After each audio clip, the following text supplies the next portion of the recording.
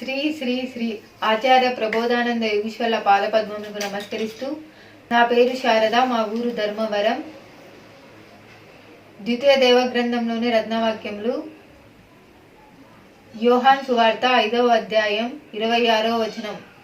తండ్రి ఎలాగు తనంతట తాను జీవం గలవాడై ఉన్నాడో, అలాగే కుమారుడు తనంతట తానే జీవం గలవాడై ఉండుటకు కుమారునికి అధికారం అనుగ్రహించును.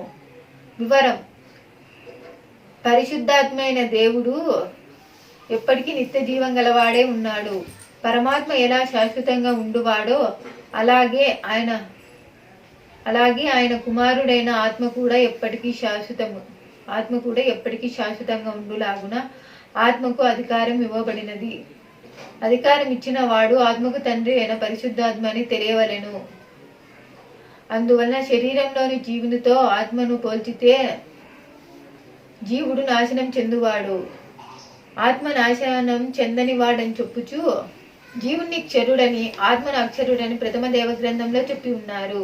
క్షరుడంటే నాశనం చెందువాడని, అక్షరుడంటే నాశనం లేనివాడని అర్థము.